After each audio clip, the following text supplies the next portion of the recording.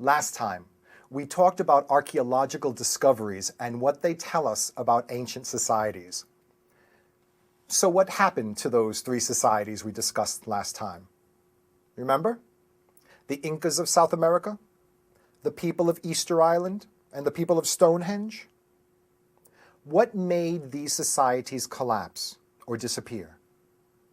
Well, today, I want to talk about that. About why these three societies died out. Why did they collapse? Generally speaking, there are three different reasons: disease, environmental problems, and cultural conflict. Okay, let me repeat that. The three different reasons why these societies collapsed are disease, environmental problems, and cultural conflict. And I want you to understand, these three reasons are also typical causes of societal collapse throughout history. And that may have significant meaning for us today. More on that later. Okay, let's get started on the three reasons. First, we have disease. Of course, diseases can kill people, right? But a whole society? Our first example describes how the Incan society of Peru disappeared. Evidence suggests that disease was the cause. 500 years ago, the Incan Empire was the largest empire in the world with 10 million people. And it was also the richest.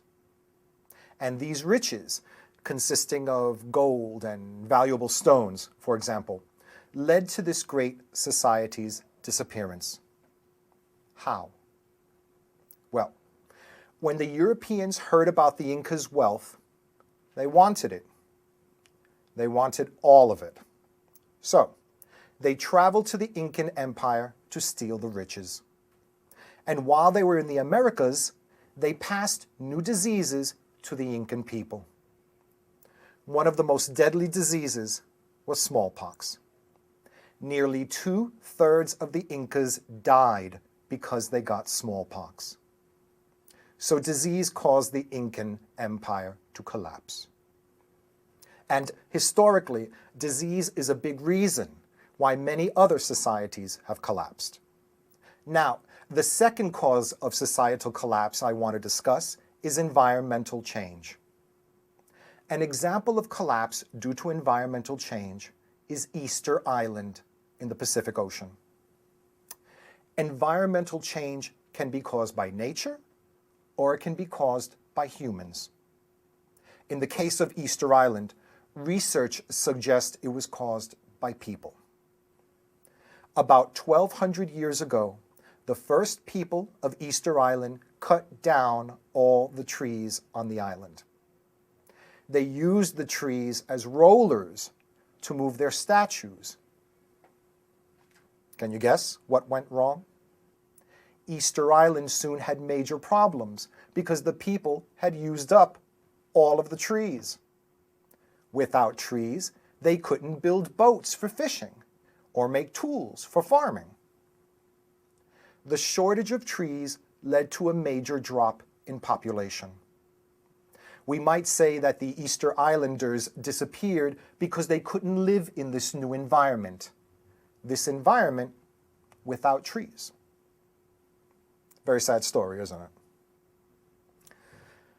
The third and final big reason societies collapse is cultural conflict. Archaeologists have found evidence that the ancient people of Stonehenge were very peaceful for a time. They had no weapons except for hunting. However, later, they began to make weapons of war. Their culture changed from a very peaceful one to a culture of war and fighting. Archaeologists believe that the people of Stonehenge also began to fight within their culture. And soon the society collapsed. Why? Because they experienced cultural conflict. Okay.